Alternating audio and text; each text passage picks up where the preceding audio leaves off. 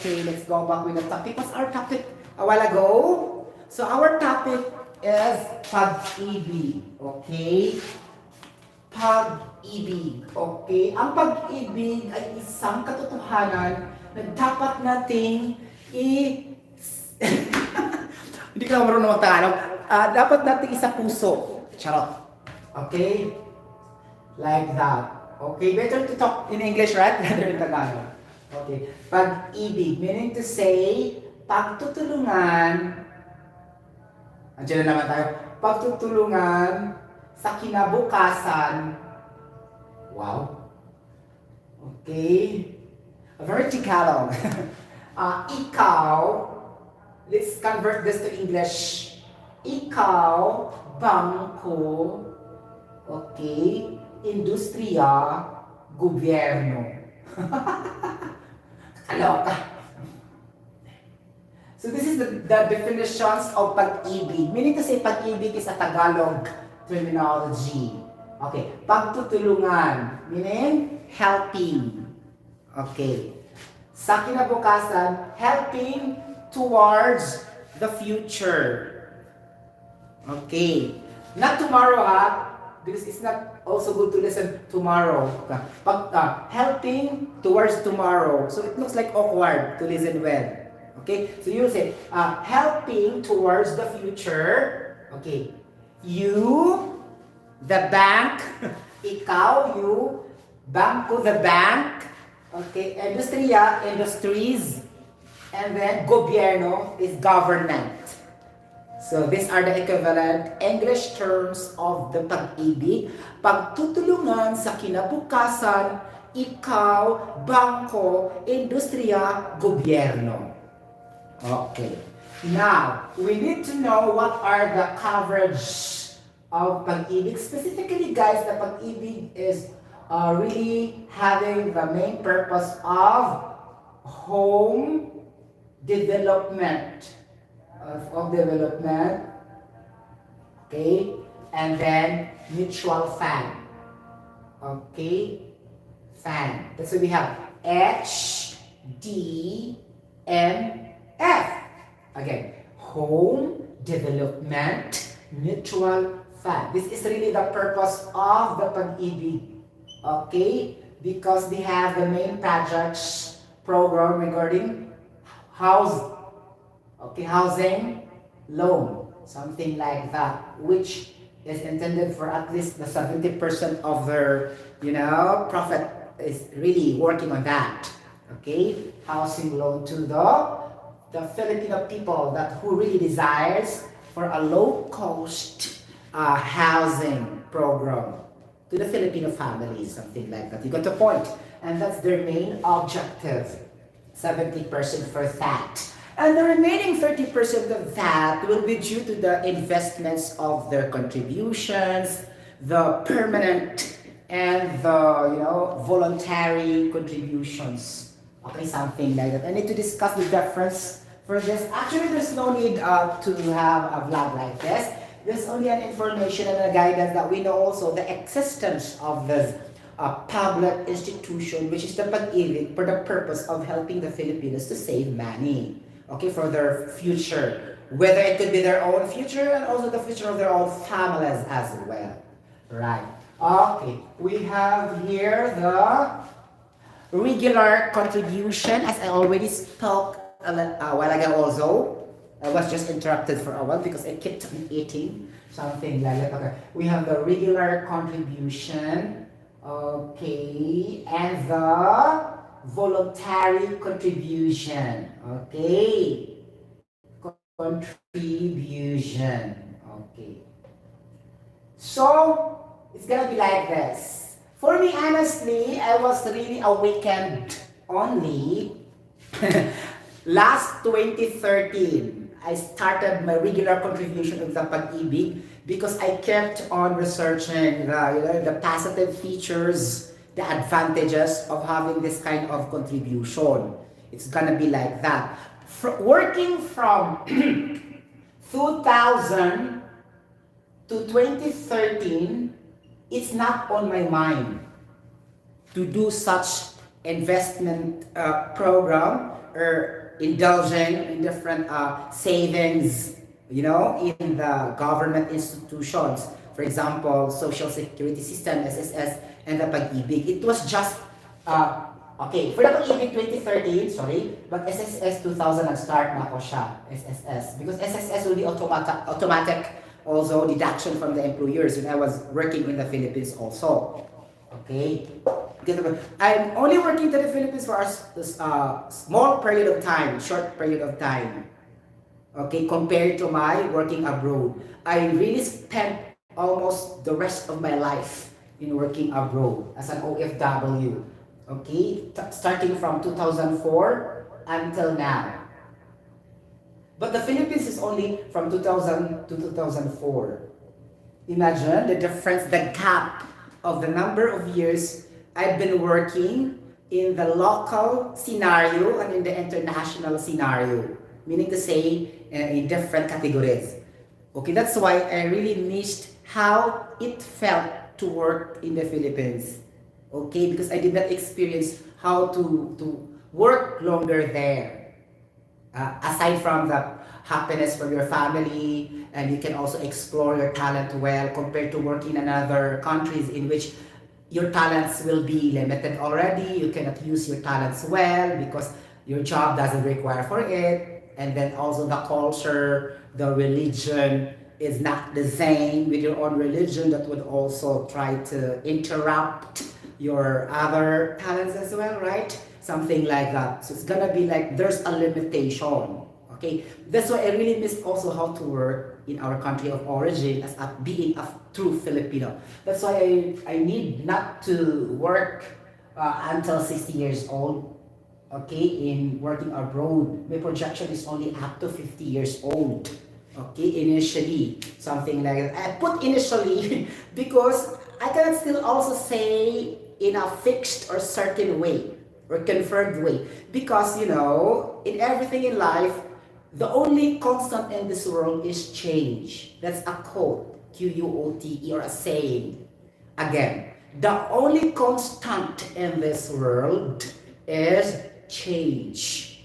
Okay, so we cannot say certain statements according to what we like. And aside from that also, situation to situation also varies at the moment when you are on that particular endeavor. For example, if you're an engineer to that particular industry or whatever, something like that. Aside from that fact also, God is always the creator of everything. He planned everything and He will act and control your life even though sometimes you need to control your life. Something like that, okay?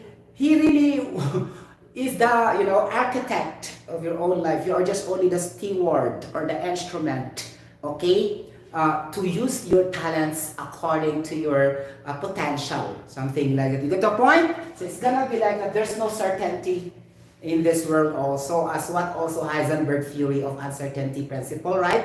In chemistry. Okay, Heisenberg theory of uncertainty. That we cannot really say that an object or elementary particles could have the same momentum and positioning at all times. It will just vary every time according to the situations where it is happening. Okay, for example, in the nucleus, where the electrons are located, sometimes they will be excited, jumped. They will be also going down, going up, and react to other also protons, neutrons, or whatever, so that we have a compound, something like that, from element to element, and it will become a compound. Meaning to say, the number of protons, electrons, and neutrons are being shared there. It's gonna be like that also the human being. Okay, we cannot have certainty in this entire world. All we need is to plan, but not subject to confirmation. Okay, get the point. So my plan really is to act to 50 years old. Okay? And aside from the fact also, if I will convert this into Tagalog, huwag magsalita ng tapos. Something like that. Okay? And that's very clear. Okay? You got the point. Something like that. But it's really my plan. Okay? It's gonna be like this. Since I'm limiting the number of years I will be working abroad or globally, something like that, then I need to put extra effort on investment. Sorry. Nasabi na akong dila. whatever. Okay, something like that. So it's gonna be like that. So nag-start ko sa akong Pag-Ibig regular contribution in 2013. Okay. So here, 2030. This is only for myself. I'm only sharing to you, and this will be a guidance only. Okay. Guidance meaning to say, subject to acceptance and subject to rejection. Okay? It's gonna be like that. So it's wrong to say if you advise something, automatically it will be followed to the recipient of your advice. It will be free from judgment and evaluation pa talaga siya. Whether you accept or reject that advices, even though how good is that. Okay? That's really the process. Okay? Something like that. So, regular contribution, I started in 2013. Okay, and the voluntary contribution, I just started in 2018. Oh, really? Yes. Okay. Now, in here, guys, okay, this regular contribution is somewhat the same with the SSS contribution also. Okay, it's just, I think it's just the same. The purpose, I mean. But with regards to the technicalities of the interest rate, the profit or the dividends you will be getting, so I found that the Pag-Ibig is more. Okay, you can prove that because you have your account online. You can compare, right? You can compare the two. Okay, so you cannot really fight for me for that. So you can only fight for me for that if you have also your online platform of your investments in the government institution, which are the SSS and the Pag-Ibig. Okay, because I may be talking here not the same to you in your situations, personal financial situations also. It's gonna be like that because it depends also how much we invested or we contributing to them. Something like that. You got the point? Okay. I found out that the regular contribution, dividends is just like a profit, okay, annually, something like that, that you will see in the online platform when you open your online account to Pag-Ibig and SSS. I found it, Pag-Ibig is more. Okay? You get the point? Now, so, we need to go to the voluntary contribution. The regular contribution, guys, if you are working in our place, in our country, governed by the DOLE, Department of Labor and Employment, automatically the employers will deduct you for this Pag-Ibig. I think so, right? But in case of OFW also, first-time workers also, they will deduct the Pag-Ibig there. But after that, hereafter, like that, it depends on you if you will continue or not. Okay? You get the point? Maybe when you do the vacation again, you will pay again, something like that. But they are not really forcing you to maintain regularly. Okay, something like that for this regular contribution. Okay? Because it depends on the contract. Will they be going back? For example, if you're 2 years contract, you will be back after 2 years. Okay, then the Pag-Ibig is only good for 1 year, and you're gonna pay already the another for 2 years, 3 years. That's what I mean. So it's intermittent. Okay, not constant, because you will not be also monitored all the time, and that is really your personal financial status, right? They don't have the right also to pursue you anytime, anywhere. Okay, you got the point? It's gonna be like that. Okay, but that is regular contribution talaga siya. Okay, get the point. But for the voluntary contribution, it is really voluntary by the term itself. This is not a forced requirement or mandatory requirement. You can do this or not. Okay, this voluntary contribution is the MP2 savings. Okay, and then your regular contribution is called MP1 savings. Okay, or P1 only. Then MP2 savings, voluntary is also P2. Okay, it means the same thing. Okay, for example, if there is a guy who will say, sir, how much is your P1 saving? It is automatically meant to be the regular contribution of the Pag-Ibig.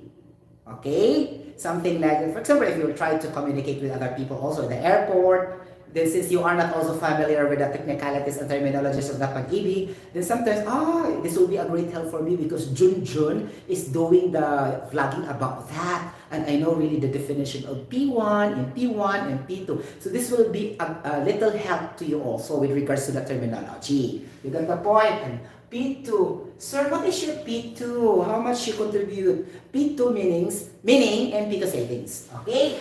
Ganon. Okay, got the point. And this is voluntary only. Okay. Based on my experience, I'm starting from 2018 up to now. So I have now 12,000 pesos and the rest. Okay. Imagine 12,000 pesos for your 2 years plus. You can never see 12,000 pesos on the road. You get the point? You can never expect that somebody will give you 12,000 pesos in your pocket, even though that is your parents, or your brother or sister in one time. Okay, unless there is very, very important, program or project that your brother or sister parents help you, especially for your education, like that. But if nothing else, nobody will give you 12,000 pesos on the spot. Tell me, anybody will give you 12,000 now? Is there something will give you that kind of amount? Nobody. And then your money will just grow that for 2 years for 12,000 pesos. And that will be good, right? Your money is kept growing without touching it. Okay, you get the point for the future emergency financial situation, then it would be a great help. You get the point? Something like this is only to me. But the others also are starting 2,000. How much more for them also? For their interest in the Pag Ibig into savings, maybe not only 12,000. Okay, it's more because imagine me starting 2018 and just only 2 years, I already accumulated this. How much the people are starting from 2,000? Okay, for the into savings. Okay, that's why when I research this for the first time, it creates me an interest really to open an account for this. Based on my research and study, really? And there's also a personal, actual confession that it's really legit, and it really be shown in the YouTube like that, in the forums that really receive their money, something like that, blah blah blah, so and so, that it's really legit. Okay, so you don't have to worry, something like that. Okay, you get the point, and it is not really a scam. It's really true, more than secured compared to the traditional banks. Okay, example, BDO, BPI, Metro Bank, Coconut Planters Bank, UCPB, BPI. This Pag Ibig is more secure because this is a government fund that is permanent. Okay, because this traditional bank, sometimes they will be having a low profit, sometimes they will be closure, sometimes they will be bankruptcy, sometimes have arson, meaning that the incidental or intentional getting burned with their facilities. It will become have a fire accident to their branches, but actually they do it for the purpose, intentionally, for the purpose of getting money from the insurance. That is arson. Okay, intentional fire. Okay, because the management want to gain back the insurance fee so that they can create another buildings for another business. That's why they intentionally burn their physical branch, something like arson. Okay, research this also. Arson, ARSON. This is intentional fire, meaning artificial or human being caused the fire to be happening, something like that. Okay, so it is not really done accidentally. It is through human being efforts or intentional, right? Okay, something like this. This is more secure than anybody else. This government institution, and especially also this Pag Ibig also is one of the trusted agency in the government. Not the same as Bureau of Customs. There's a lot of corruption. BIR, Bureau of Internal Revenue, a lot of corruption. The PhilHealth also is being corrupted because also the mismanagement of Ms. Riza Hontai-Virus, right? Like that, and we don't manage well the money. Okay, especially in the Negros Oriental, all feel that they are being closed because they cannot pay exactly the money they loaned from the certain hospitals in Negros. Means an evidence that the PhilHealth agency does not manage well the funds of PhilHealth. That's why I don't contribute to PhilHealth for now. Okay, because I was greatly discouraged by the people Okay, there. And we keep on voting Riza Hontiveros. Until now, she is top 11 in the senatorial race. And again, another years also will be happening the same thing. Oh, see? We need to choose really the right leaders. Okay? But we cannot also push. We have the freedom also to choose, right? So, let's be it. Okay? Okay, now naman siya, forget it. Okay, as long as we know already. Okay, I stopped my contribution in the PhilHealth. For the reason also that I don't go back to the Philippines, something like that. Maybe if I will go back, because it is voluntary, not voluntary, that is really a force to pay, mandatory to pay the PhilHealth. But for now, since I'm staying, so no going back to the Philippines, then I don't have to pay the PhilHealth because I was greatly discouraged. It was mismanaged, the funds there. Okay, so I need to create my own health insurance firm privately, the Aksha Philippines Incorporated globally. This is a world-class insurance firms. Aksha, something like that, okay? And then you can have also a Kaiser, but I don't like also Kaiser because one of their board of trustees is Miss Sharon Cogita. I don't like also Sharon Cogeta. Okay, because they are more on the Dilawan, oligarchies, and we don't know our money, where it goes. Right? Because if we have the mentality, if the money is governed by the kakampengs, Dilawan, oligarchies, we will not believe that where does our money goes. Okay? We have less trust. So I don't like Kaiser. Even though the Kaiser is good in their benefits, and then, guys, the advisors of the Kaiser really chatted me. Sure, Sharon Cogeta is just only like this. They are not directly involved in the interest, blah, blah, blah, so. But I don't like. Because of the presence of this Sharon Cogeta, right? So, it's gonna be like that. Cogeta means Coneta. I just put Cogeta to make it exaggerated because she is a Delawan political party mind. This Sharon Cogeta. Okay? You got the point? So, ganon. I don't want Kaiser. I don't want also PhilHealth, but I love Aksha Health Insurance. This is global. Okay? The global also advantage, it will not be undergoing closure directly because it is multinational. And then, that is French from France. So, rich country, there's no way to be bankrupt, something like that. But if you trust your money in a locally owned insurance firm, there's something wrong. Because these people are, you know what I mean, subject to corruption. Though they are not doing that, this is only in the benefit of the doubt. You get the point? Okay?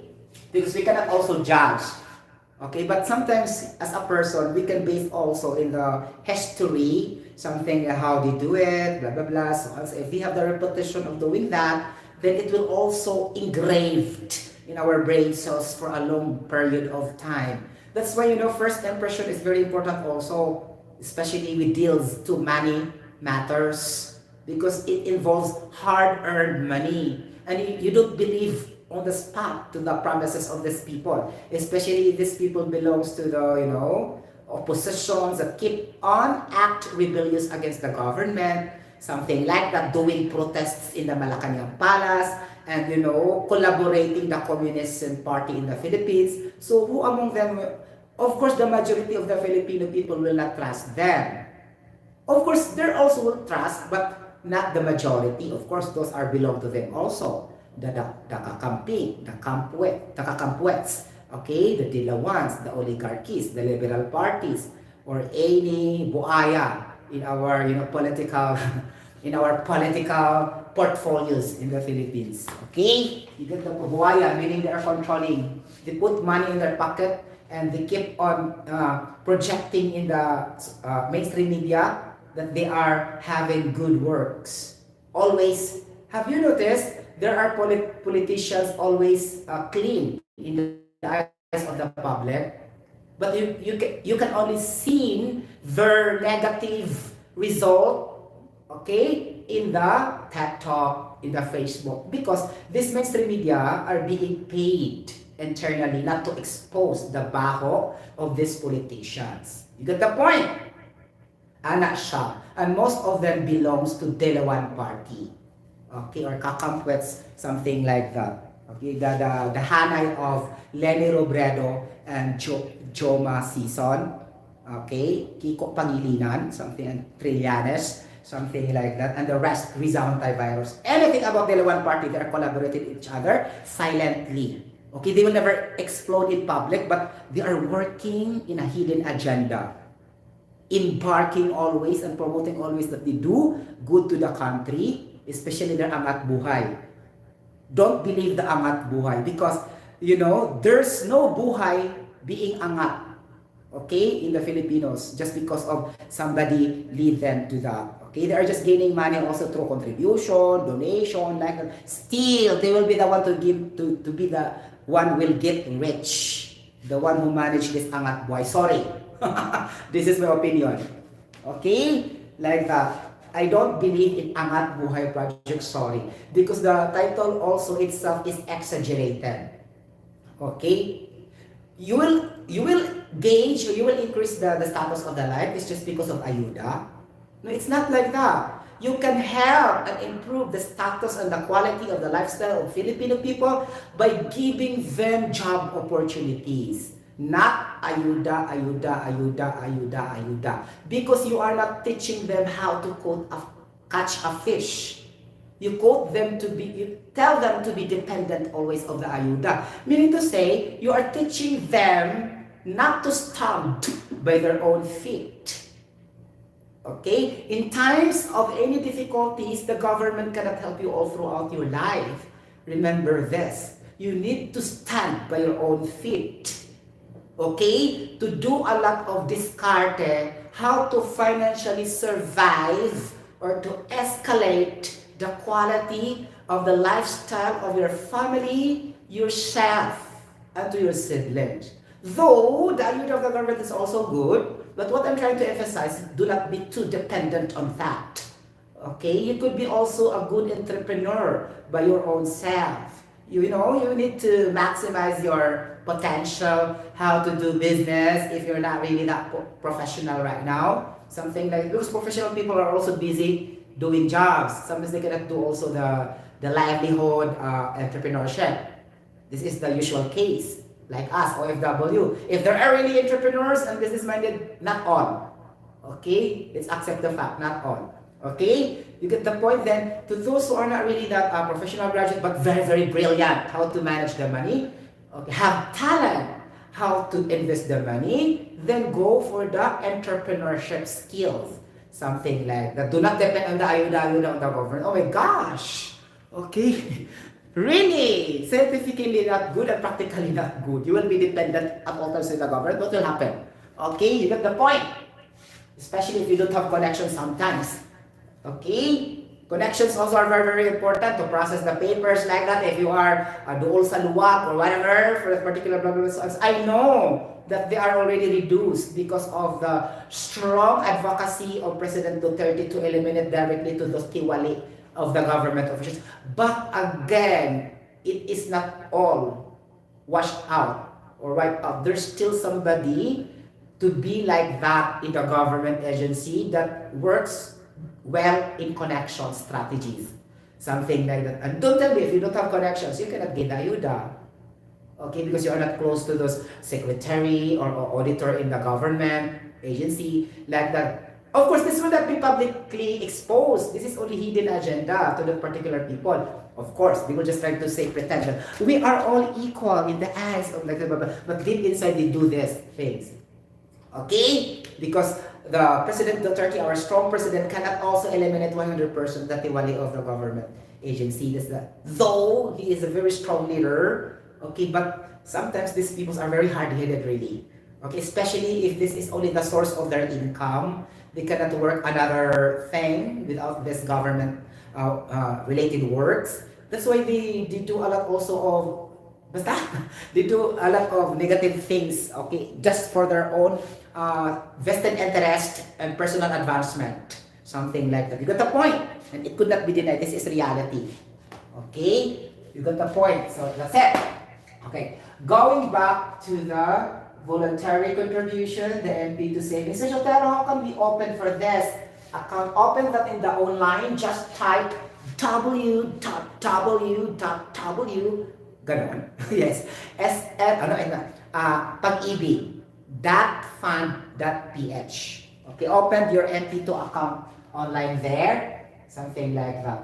Guys, what's good in this, guys, is not the same with SSS, ha? Because this Pag-ibig is following the rule of economics. Economics. You have economic subject in your college. Okay? Following the principle of compounding interest. Okay? Compounding. Meaning to say, your interest will be again interest, and that total interest again, like that. Okay? You get the point? Okay. So, compounding interest will yield more money. Okay. For example, if you target 1 million pesos for your savings, and you will stop working now at the age of, let's say, 50 years old. I don't do this, ha? It's just only an example. This 1 million thing. Okay? Like this, for example, no? Then, the maturity is 5 years. This is only an example, ha? You need to vary. It's up to you. Okay? So, 5 years. Maturity. Okay? Then you need to get 1 million from Pag-ibig. Okay, after 5 years. Then you have only to put 13,000 pesos a month. Okay? 13,000 pesos a month. You will save that to Pag-ibig in their MP2. Then after 5 years, you will receive 1 million. Let the Pag-ibig work for your money because that is your job and that is secure, that is through government. Better than the private business that are not really sure. Okay? Private businesses like the traditional banks or whatever online business. Online business is not also permanent. Sometimes up, sometimes down, sometimes up, sometimes. Though the money is very high if you are just lucky, okay, but not consistent. But here, wala ban sa ulo. You are continue working without convincing other people to buy your products. Why ka sa laway? Okay, something like that. And then you are just sitting, standing, working regularly in your work now. Then, let the Pag-ibig, okay, manage your money to grow. And after 5 years, you will return back to the Philippines, you can receive 1 million pesos. Something like that, okay? If you will just put 13,000 pesos every month to 5 years. Now, if you want to less this, then you can adjust also this 13,000, even lesser. Let's say 500,000. It's also lesser 30,000, right? Like that, okay? So it's up to you. We'll need to do now the ratio and proportion in math for that. Okay? I don't have to compute or we have to compute. For example, 5 years is to 1 million. Okay. 5 years is to X. And that is ratio proportion. X over 5. Meaning, the money that you accumulated in 5 years is equal to the X, which is the price.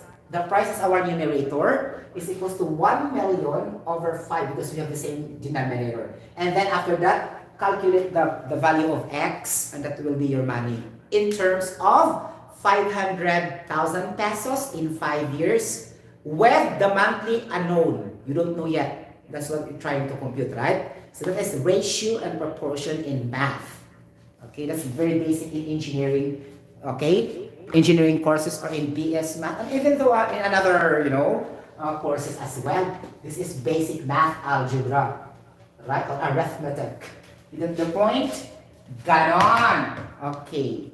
Now, so, okay, this MP2 savings, okay, you can do the putting the money in an online platform, okay, through Maya and GCash or through other remittance center. Okay, we have also the Philcom. Okay, like that. You can choose. Okay, for the online payment. But for the actual payment, you can also choose to go to the cities where you're working because usually they are tied up with the Philippine Embassy, something like that, and their office normally are also there. Then you can ask inquiries, then you can go there also. Or wherever they are located, as long as they are tied up with the Pag Ibig, something like that. But for me, it's not convenient for me because our camp house accommodation is very, very far from the city. So it's gotta be 90 kilometers away. So it's not really that convenient for me to do so. That's why I need to pay through online platform of my MP2 savings monthly ala tool. Something like that. You get the point? Now, if you don't have this, create this for now. The earlier, the better. The earlier you save more. Okay. You get the point. Ganon siya. Because nag-start lang ganito siya, 2018 is too late already. Okay? Normally, we should start at the age of 30 years old or 20 years old. Maybe, after this years, we are now billionaires. Okay, or millionaires. If you start at the 20 years old, you already put your into savings there. Oh my gosh, how many years it will be compounding. But there's no idea also given to us for this. Sorry guys because this kind of thing is not also discussed in the subjects, in academic subjects in our educational system in the Philippines. Supposedly, nasa talinganing nga subject guys, no? So that our students will be aware that we need to save money for our future. Right? There's no such like this, and it's not also being promoted. Okay, in the elementary level, high school level, college. Dapat palang sana, when we are in elementary level, our subjects also cover this type of discussion. Okay, just like health science, always covered by this discussion. And just like also occupational safety and health, at a very, very young age of the child, this will be inculcated. Okay, inculcated, right? It will be engraved in their brain cells that that's gonna be made as grow properly, to be matured financially and scientifically. Okay, something like to become healthy. Okay, you get the point? Something like that. Sad to say, wala mang good. Okay. Anyhow, if I am the senator of the Philippines, I will really pass a bill like this, that this will become subjects from elementary level to the college level. First, occupational safety and health subject. Second, health science. Okay? Because our health science are only given to the health professionals, the medicine students. It's not being a subject in the engineering. Okay? This will be helpful so that we can avoid diseases at a very young age. What is our money after all? If we are having sickness and diseases. Sige lang tagmarabaho to target high salary. Because these are all the engineers are craving for. High salary, high salary, high salary, high salary. And forgot the health. Something like that. Of course, they will never forget if they are concerned with their health because there are a lot of sources of the media information, the online, but it's totally different if you are introduced that at a very young age. Because it will become a habit already. You get the point? Rather than by yourself only, nobody teaches you to do that. So it looks like optional. But if you try to put that as a subject in the educational system in the Philippines, then it will be better because it will be engraved with the minds of the students. We need to be financially stable at the age of like this so that we can help our family, our parents, our partners in life, our jowa, or whatever. Right? We need this kind of subject, health science, because to avoid diseases. Okay, something, oh my gosh, it's totally wrong to keep on eating sweetie substances and it will become fat and diabetes will be there at a very young age, right? Amazing, perfect, something like that. And also occupational safety and health. We need to control this because maybe we will be accident, we will die at an early stage because of an accident. Then safety also will be introduced. How to walk properly in a pedestrian lane so that you will not be hit by a vehicle. Our elementary students also will know this already at a very, very young age to protect them from harm and risks and injuries, something like that. Not only, at the age of 20 years old, that's too far already, right? You get the point, that's really wrong. Since I am not I'm just only an ordinary citizen, I am not a public leader, I am not a politician, then I don't have right to do that. So I'll just keep on telling this in my vlogging. That is gonna be like that. Because sometimes also, there are also brilliant minds that does not belong in the political industry that are more better to them. I'm not telling you it is me, but there are also other people who are more brilliant than our political leaders now. That's why we keep on advising them, and that's why we have vloggers right now. Because there are also brilliant and intellectual people who do vlogging to give guidance also to the viewers what's really the best for the economy of our Philippines, what's really the best for our growth financially, and also to protect our health also. There's a lot of types of vlogging. Also, sports, political, like that, academic, sciences, personal vlogging, cooking, or whatever. Okay, you can choose the best, okay, vlog topics according to your talents and skills and experience as well. You get the point? Things like that. Okay, now going back to the big to savings discussion. Oh, what's happening? Okay, it's getting blurred, I know.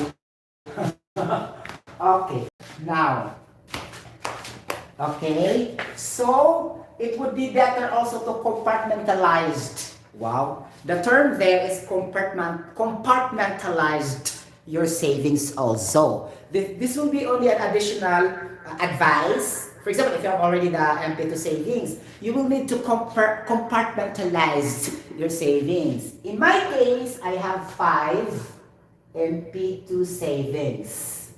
Okay. Number 1 compartment, I put education. Okay. Number 2 compartment, I put in the land and house improvement.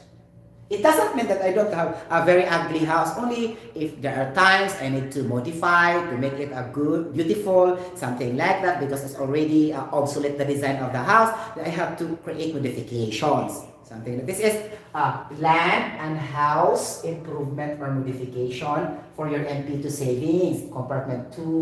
Oh. Compartment 3, this is my emergency fund. Okay, like that. For example, if anybody in our family, ipalayo lang, okay, magkasakit, then I have to get the money there. Something like that, okay? But it will be after 5 years pa siya, hindi mo makuha. But at least, you have really the money allocated for that. Okay? You get the point. Number 4, I have also a B2 savings in the leisures, trips, and travels. Leisures, trips, and travels. Okay, so this is exclusive only for this. I will not get my money from the emergency fund, the housing education. I will only get my suri-suri rampa in this MP2 savings category in my compartment in my savings. Things like that. Okay, so I still have one. The one is the no label at all. It's a general accumulation in my retirement.